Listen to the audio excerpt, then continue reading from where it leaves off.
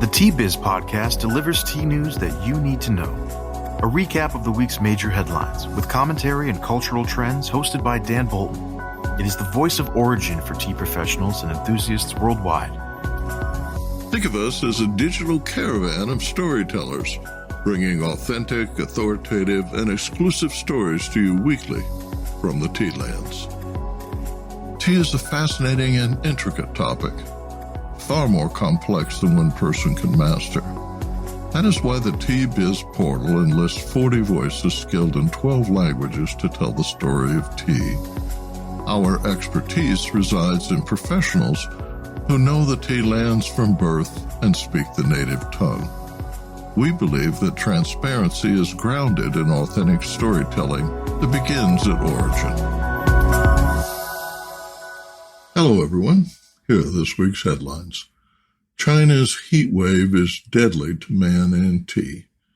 Bangladesh tea workers have ended their strike, and a study shows tea drinkers live just a little longer. Plus, Alan Lai, founder and CEO of ProfilePrint, describes how the company's digital food analyzer distills in seconds sensory data from plant-based samples, creating a digital fingerprint that describes the quality, origin, and composition of tea. More in a minute, but first, this important message. What makes a perfect cup of Ceylon tea? The perfect cup is from the tea businesses that ensure the protection of all the children living within their tea estates. We salute Kailani Valley, Telawakili, Bogawanthalawa, Harana, and Elliptia tea estates. Support Save the Children, Sri Lanka. Century-scale predictions that China's tea-growing regions are vulnerable to extreme hotspots have come to pass.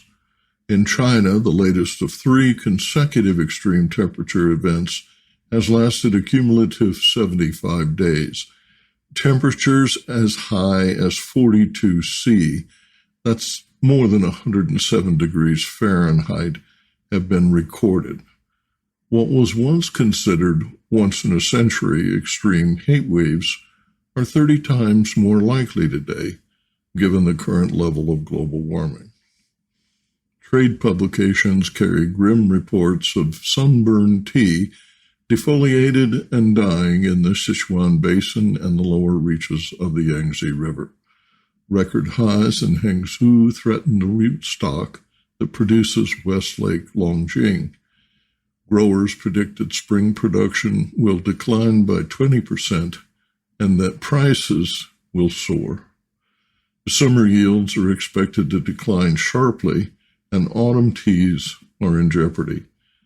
In Sichuan, interruptions in hydropower are preventing factory operations in some areas. In Yunnan, China attempted to seed clouds with limited success chemically. Grain fields are the priority. Rainfall in the Yangtze Basin is 40% lower than normal. A LinkedIn post by Robert Chung, a tea exporter in Changsha, shows widespread damage to Hunan. He writes that the summer harvest is almost ruined. Quote, "They say this may be the coolest summer for the future 40 years." End quote. Research has shown that at wet bulb temperatures of 35 degrees Celsius, which is about 95 Fahrenheit, a healthy person may not survive outdoors for more than 6 hours. Several deaths attributed to heat were reported, all associated with organ failure when the core body temperature hits 100 degrees. At one point, 194 national meteorological stations across the country recorded record high temperatures, according to Tea Weekly, a publication of the China Cooperative Times. In 2013, Shanghai reported 5 days of 104 degree, that's 40 Celsius heat. Already this year, the city of 25 million has experienced 7 days of 104 plus temperatures. The 2013 extreme heat wave lasted for 62 days in the North China Plain, an agriculturally fertile region comparable to the American Midwest. Maximum temperatures topped 38°C, but the accompanying humidity caused researchers at MIT more significant concern. They found that the risk of death increased significantly because of intensive irrigation. In tea-growing regions where water is still plentiful, irrigation pumps are used to spray a mist over the tea trees to lower temperatures.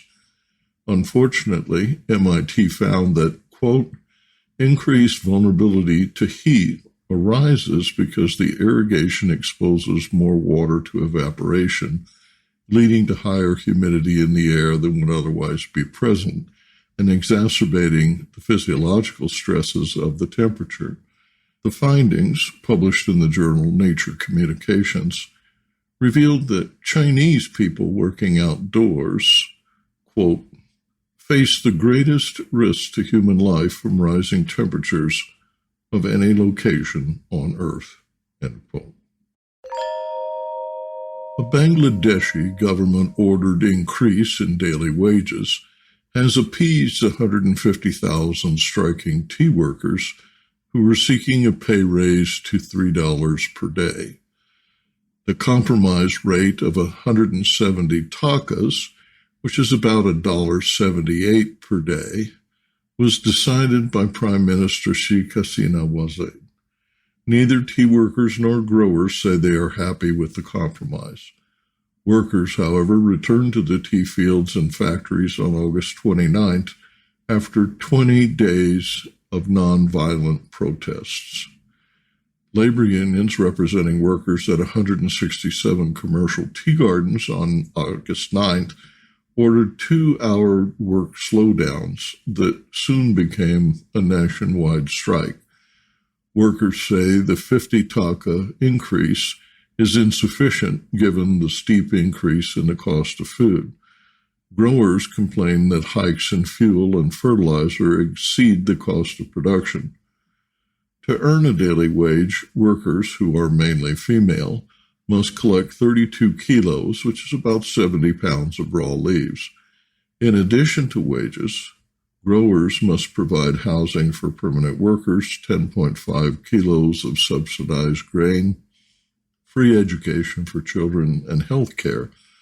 Estates that employ 1,200 or more workers must also erect a hospital and staff it with at least one doctor.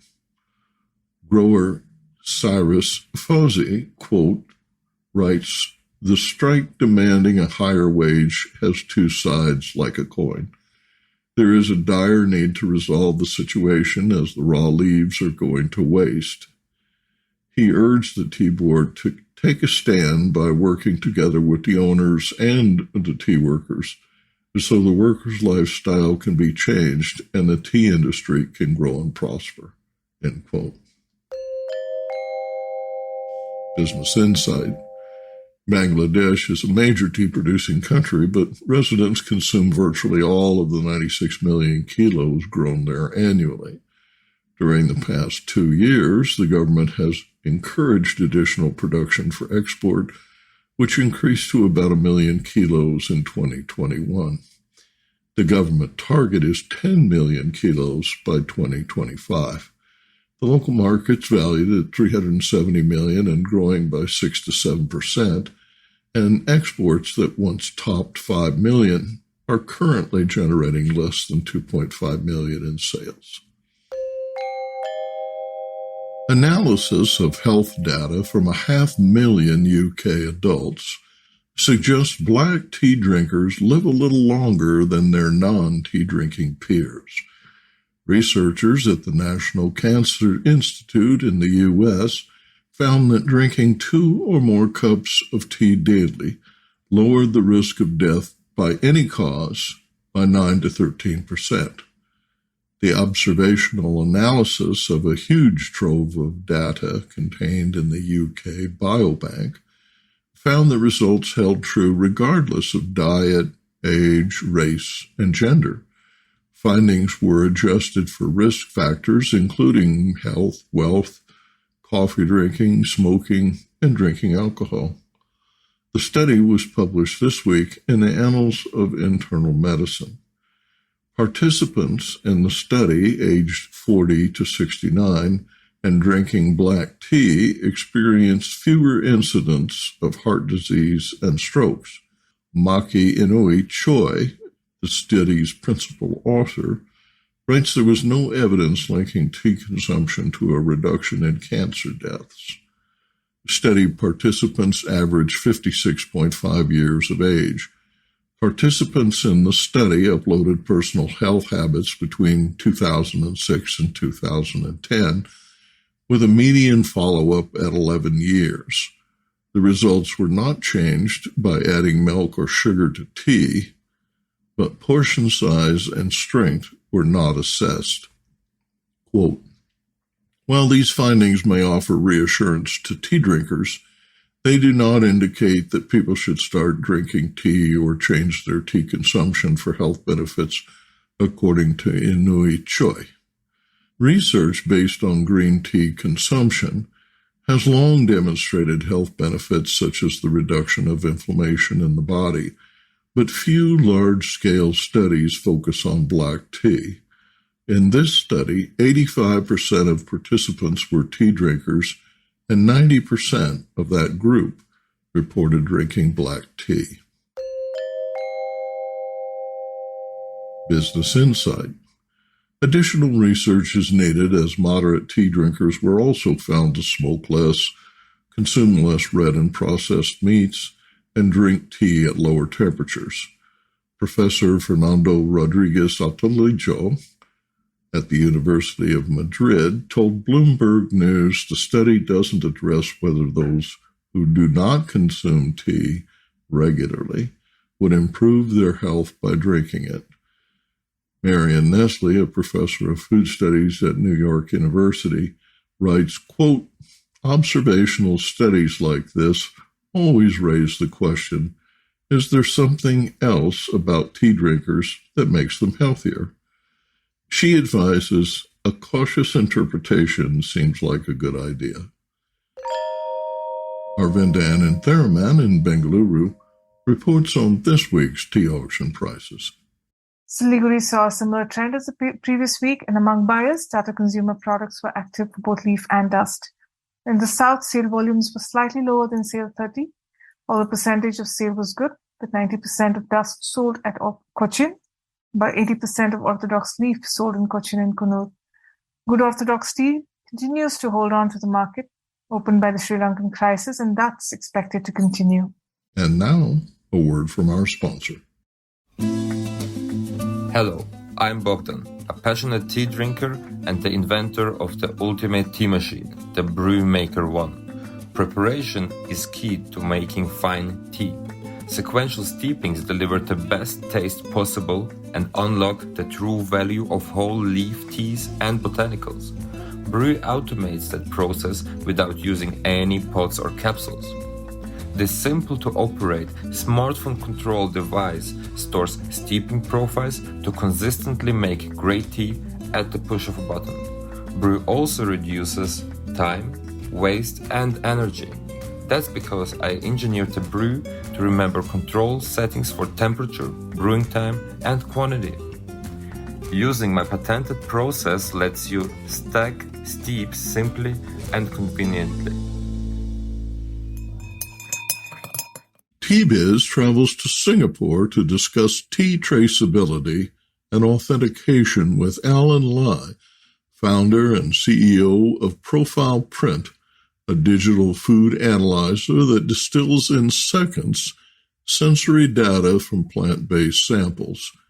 The result is a digital fingerprint used to describe the quality, origin, composition, and even blending recommendations for tea.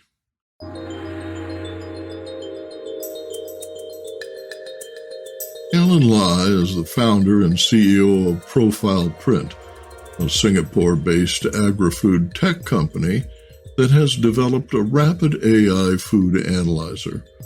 ProfilePrint can rapidly authenticate, identify alteration, and predict taste profiles for tea blending. The platform uses a proprietary machine learning algorithm, sensors, and chemometrics to produce a digital profile of samples of any plant-based product. The initial focus is tea, coffee, cocoa, rice, grains, spices, and traditional Chinese medicine, products prone to counterfeit varieties and other scams. An aeronautical engineer by training, Alan spent the early part of his career in the United Kingdom, China, and Singapore, working in the areas of private equity investment and technology.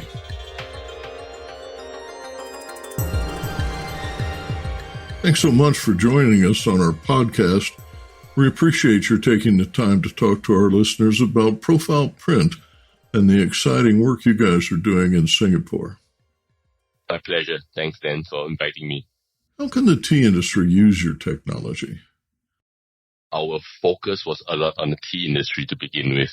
What we saw was that there was a lot of inefficiencies in the current supply chain. So starting, of course, from the growers, whenever they produce good quality products, they are typically not given the price that is based on quality, but often today is based on purely quantity. That then, of course, allow middlemen to then up price, arbitrage, and make quite good money over the consumers. This part can be now potentially better addressed by having a better way to assess quality, firstly, more objectively, and secondly, more rapidly, meaning you do not send it to a lab, it's not onerous, and you do not need expertise to be able to do that. But yet, at the other hand, we are not going to take away the potential value add that middlemen are adding. Don't underestimate the value that the middlemen are adding into supply chain. They are the one that's coordinating the sales. They are adding values in terms of shipping, they're clearing custom, and they are the one who identify where the market is. So they must continue to maintain that competitive edge over other traders, other middlemen. So what our technology does is, while at one time we are able to help the quality of the ingredients be better assessed, yet at the same time, this value is kept private for the user. We are not opening up to the level where everybody can see exactly the quality. We increase more efficiency, yet at the same time without removing away the value add for the middlemen who are adding into the system that's necessary for the industry. How does it work? When you have tea leaves, you take a quick scan that takes a few seconds, you get the molecular signature that does not correspond to anything meaningful. They look like just data points. Now, this data points then goes into the artificial intelligence model. That models being trained will then be able to identify and give insights to what quality, based on user requirement, or whether this corresponds more to a certain type of tea rather than other teas, or even potentially origin of tea. Sensor technology is rapid and non-destructive, together with artificial intelligence methodologies that allow us to pick up a molecular signature of ingredient each time, every time, within seconds. Users using a mobile phone or laptop will be able to access the information anywhere, anytime.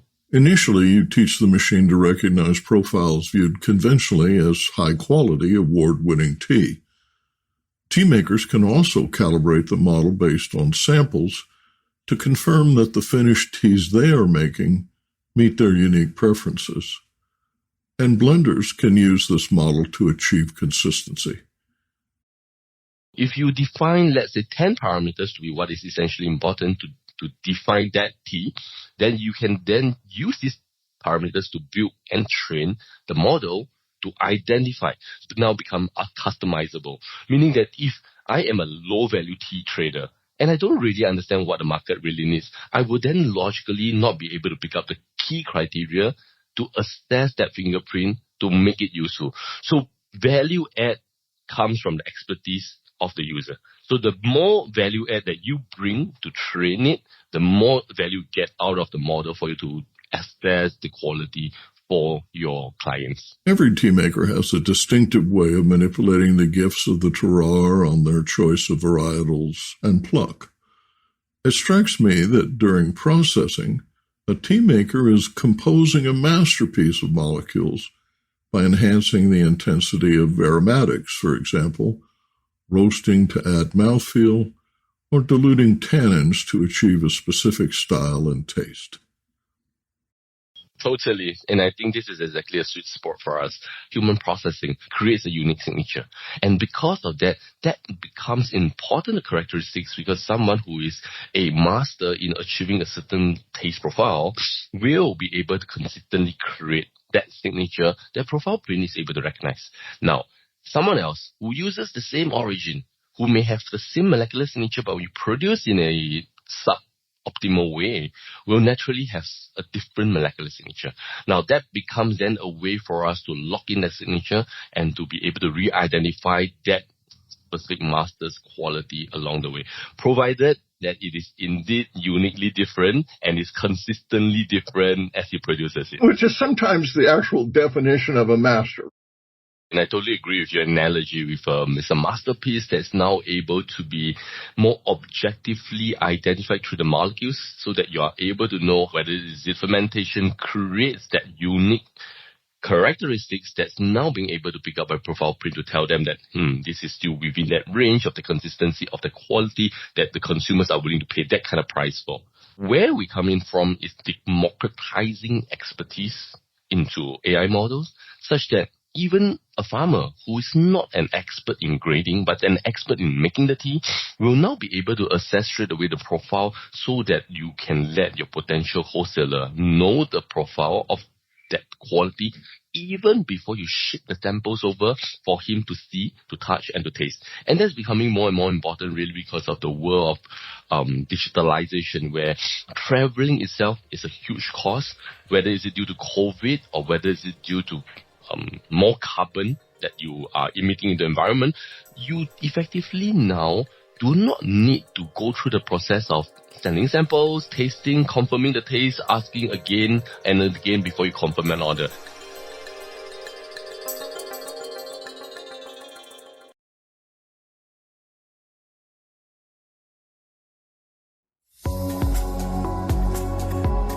Intrigued by what you heard in today's podcast? Would you like to learn more from our global network of Tea-Biz journalists and tea experts? Remember to visit the Tea-Biz website for more comprehensive coverage. That's www.t-biz.com.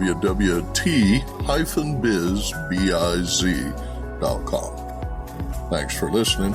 Farewell till next week.